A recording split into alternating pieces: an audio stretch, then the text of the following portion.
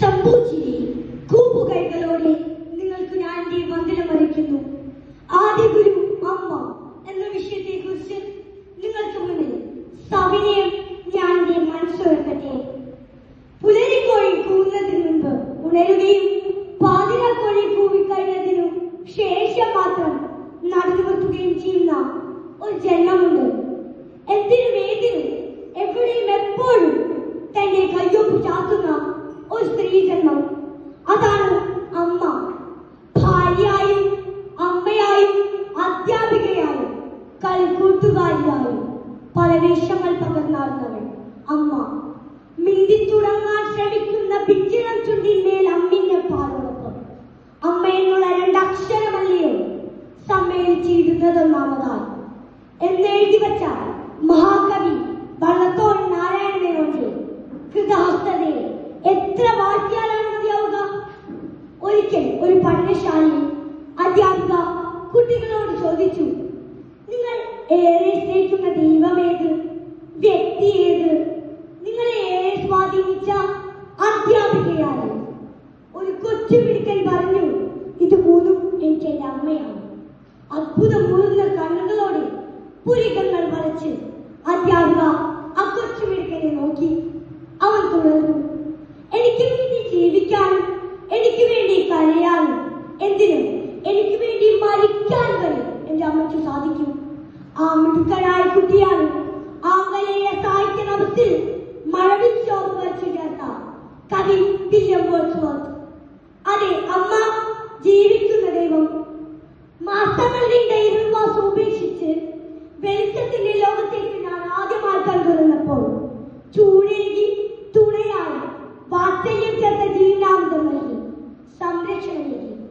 എനിക്ക് മുന്നിൽ അവതരിച്ച പ്രത്യക്ഷ ദൈവമേ, ഈ കടപ്പാട് ഈ ഒരു ജന്മം കൊണ്ട് വീട്ടിൽ തീർക്കുവാനാകുമോ എന്നെനിക്കറിയില്ല. ആ എന്ന അക്ഷരത്തുടക്കത്തിന് ധന്യത ലഭിച്ചത് അമ്മ എന്ന പദം ആ എന്ന് തുടങ്ങുന്നതിനാലാകാം എന്നാണ് എന്റെ പക്ഷം. ഞങ്ങൾ സാഹിത്യത്തിൽ വിവരിക്കുന്നത് ആദ്യമായ അക്ഷരങ്ങളിൽ രാവിലെ നിർപ്പിച്ച ആദ്യ ഗുരുവാണ് ജനനി. അവിടുത്തെ മടിത്തട്ടാണ് എന്റെ ആദ്യ പാഠശാല. അമ്മയുടെ ഹൃദയമാണ് എന്റെ ആദ്യ പുസ്തകം. എന്റെ പിച്ച് നടത്തിയത്, അതിൽ ആദ്യ അക്ഷരങ്ങൾ വെച്ചത്.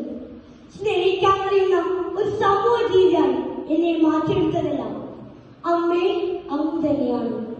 ക്ഷമ ശീലിപ്പിച്ച് ധൈര്യവും വിനയവും കരുണയും ആവേശിപ്പിച്ച് എന്നിൽ തെളിഞ്ഞായി നിറഞ്ഞത് അമ്മ എന്ന വലിയ പുസ്തകം തന്നെയാണ്. എന്റെ ആദ്യ ഗുരു അമ്മ.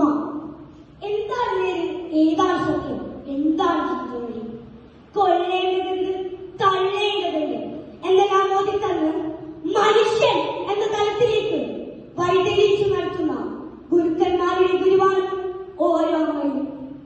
ആദ്യം കിട്ടുന്ന വിദ്യാഭ്യാസത്തിന്റെ നേർപ്പകർത്തെഴുത്തായിരിക്കും ഓരോ കുട്ടിയും പിൽക്കാലത്ത് പിന്തുടരുന്നത്. ഈ ലോകം എത്ര വേഗത്തിൽ മാറിയാലും, ശാസ്ത്രം വളർന്ന് പുതിയ മാനങ്ങളിലേക്ക് ഉയർന്നാലും, ജീവിത തിരക്കുകൾ മനുഷ്യ ജീവിതത്തെ ശരവേഗത്തിലാക്കിയാലും അമ്മയുടെ സ്ഥാനത്തിന് ഒരിക്കലും മാറ്റപ്പെടാനില്ല. ആരാധനാ പാത്രങ്ങൾക്കും മാതൃഭൂമിക്കും അമ്മയുടെ സ്ഥാനം നൽകി നമ്മൾ ബഹുമാനിക്കുന്നത് അമ്മയിൽ നിന്നുള്ളതുപോലെ ഇവയിൽ നിന്ന് നമ്മൾ ഏറെ പഠിക്കുവാനും ഉൾക്കൊള്ളുവാനുണ്ട് എന്നുള്ളത് കൊണ്ട് തന്നെയാണ്.